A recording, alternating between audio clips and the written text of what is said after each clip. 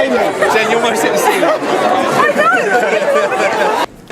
We are truly blessed to have such a large room filled with so many family and friends, some of whom have travelled long distances especially to be here. A big thank you goes to my sister Corinne, Danny and Jodie for coming from Miami. And of course, Carly.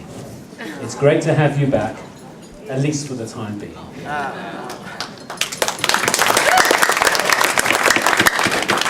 As Shelley and Kevin have such a large contingent from Israel and America, I thought it would be a nice gesture for me to welcome them in Hebrew. Whoa! I'm going to mind that. No. Brachum chavayim lamashpacha shel Shelley miYisrael ועד America. Unfortunately, Shelley's mother, Eliza, was unable to make the trip from Israel. At every function, their loved one's missing, and tonight is no exception. Shuts down Michael, and dear sister Sam, both adore Daniel. Shelley's father, Israel, and Kevin's father, Reuben, would also be so proud of Jenny and Daniel today. No doubt, they are looking down on the happy couple and smiling. On a personal note, I would like to thank Rabbi Gideon for coming all the way from Israel. We regard Gideon as a family friend. He was, as you heard, the rabbi at Radler Shul, where Daniel got bar mitzvah. And so it's very special that he was able to officiate today. Thank you.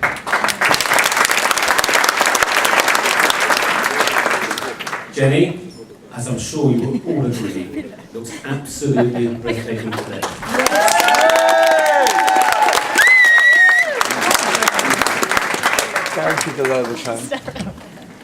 Standing, watching you and Daniel under the chuppah filled us all with great pride. And seeing you both radiate such happiness makes us feel certain that you are a well-suited couple, totally at ease in each other's company and very much in love. I couldn't resist that. Jenny, according to Shelley, her mum, was a good girl from the minute she was born. The hospital staff was so impressed that they even asked if they could borrow her for a while. They kept her so long that Shelley and Kevin were worried they would not bring her back. Weirdly, the same thing happened with Daniel, except they returned him immediately. Shelley tells us Jenny was good at school and all her teachers loved her. Well, they say opposites attract. She also passed all her exams, as I said, opposites attract. Jenny studied at the London School of Fashion, but eventually left the fashion business to work for an estate agent. Although she was worried, she didn't know a thing about property. But then again, who does? It was there that she met Daniel, who happened to work for the same company, but in a different office. Apparently, she went home and told Shelley and Kevin all about him. Daniel, on the other hand, kept Jenny a secret for months. All we found out was that he was seeing a Chelsea supporter who lived in Golders Green. When we eventually met Jenny, we found her to be very pretty, lively, and bubbly, and liked her instantly. Although she's petite, she's extremely strong-willed, and therefore makes an excellent guardian for Daniel. Yes. Daniel took his time, 7 years. But eventually he proposed. We were all delighted. Shelley and Kevin, thank you for being so wonderful to Daniel. It's lovely that we get on so well, and Rochelle and I look forward to sharing many happy times with you both in the years ahead.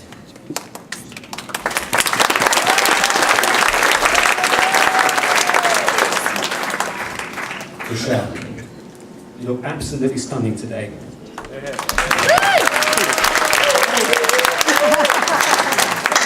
I never thought I'd ever say that.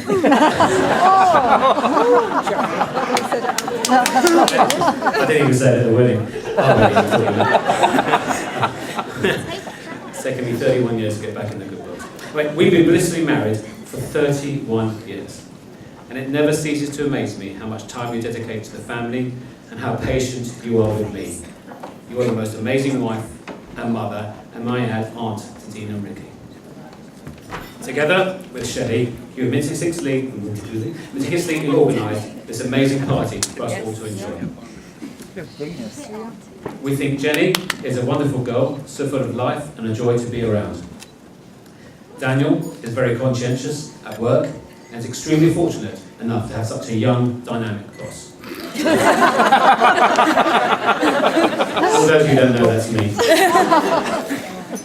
Daniel is kind, loyal, sincere, and always takes good care of Jenny, whereas Shell and I are extremely proud of him. Daniel has many of the qualities it takes to be a good husband, but most important of all is that he makes Jenny happy. Together, they make a great pair and complement each other very well. Talking of what it takes to make a great husband, and as it's something I naturally excel at, I feel it's only fair to give Daniel a piece of advice. I know Michelle will be able to relate to what I'm saying. Daniel, always be patient if Jenny is running late. And always. Always. Listen intently to Jenny's point of view, take it on board, and always agree. Always work for me. If she wants you to go shopping with her, when Arsenal are at home to Spurs, you give up your ticket and you go shopping. There, end of the list. Daniel, you have just married a girl that will keep you on your toes. Look after her, keep her well, and keep her happy. In return, she will be a loyal and supportive wife and your very best friend. It is written, when children find true love, parents find true joy. Jenny and Daniel, here's to your love and our joy.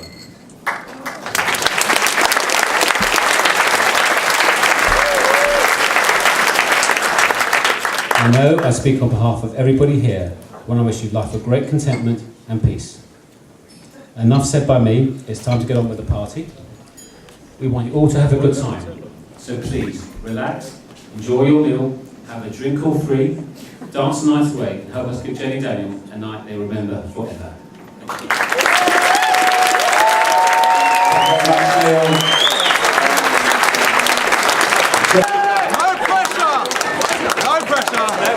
No pressure, Ben. None felt whatsoever. He's shitting himself, look at him.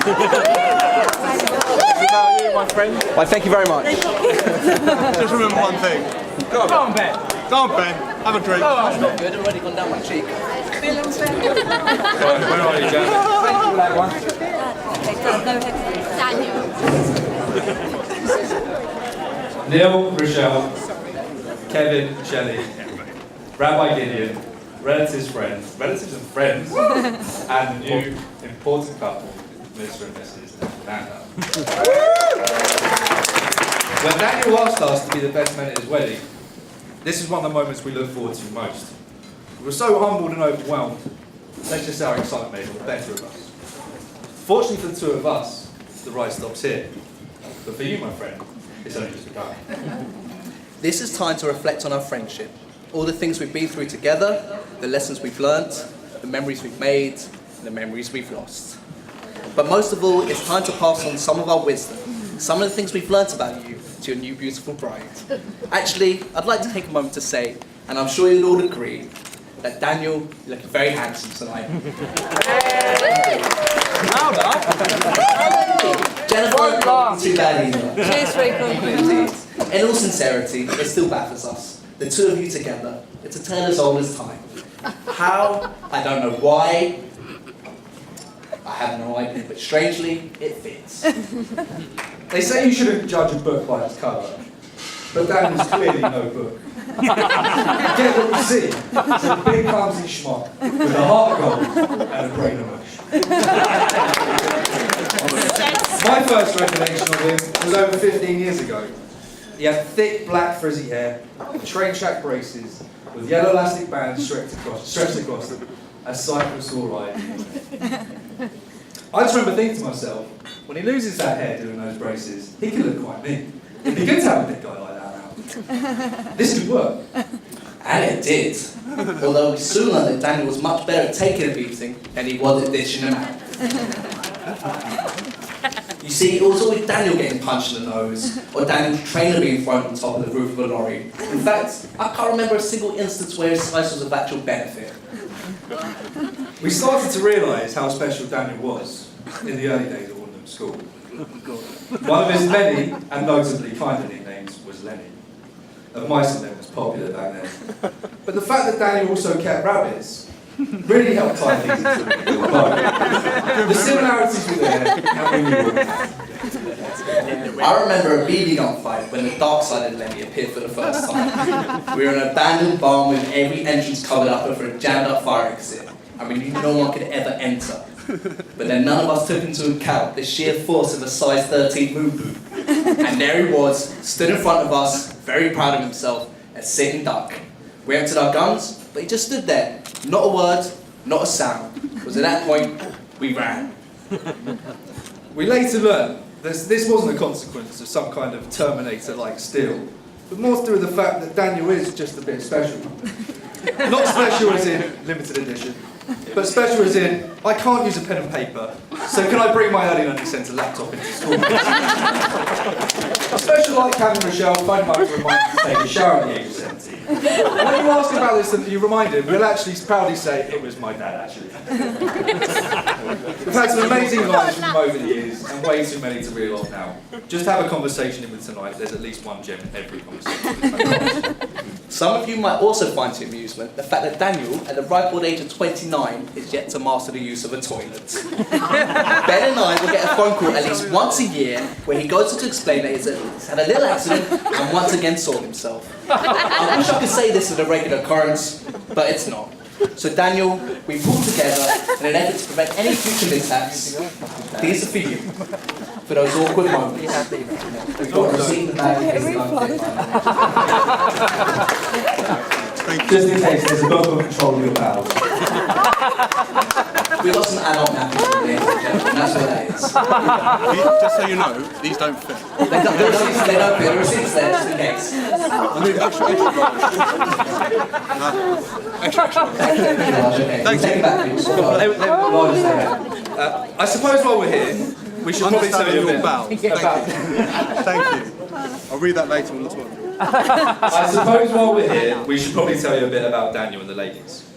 Well, basically... Ladies' toilet? There were none. Then there was Jen. Actually, wait, that's not fair. There was that one girl. Yeah, hold on, that one going on holiday in Turkey. Yeah, he was about 14, wasn't he? Oh, Rosie, wasn't it? I swear it was Rosie. How right you are, my friend. Daniel, we've got another surprise. Right? We managed to track Rosie down, and we've asked her here to share some of those exciting memories with us. Rosie, welcome. I'm obviously joking, because Rosie never existed. Hold on, actually, there was that blonde on the beach in the Canaries. Oh yeah, you're German. You're a prick. No, hold on, wait a second. That was a man. Right, that was a man. So is that it then? That can't be it. I think that's it.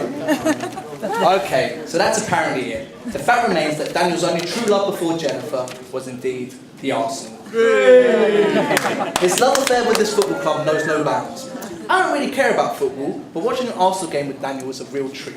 Unfortunately, this year, Daniel's biannual knee blowout happened to coincide with the FA Cup final, preventing him from going to Wembley to see the mighty Arsenal lift the trophy for the first time in 9 years. Hey! Come on, Arsenal fans. Now, I knew a show of epic proportions was on the way, but I'm not talking about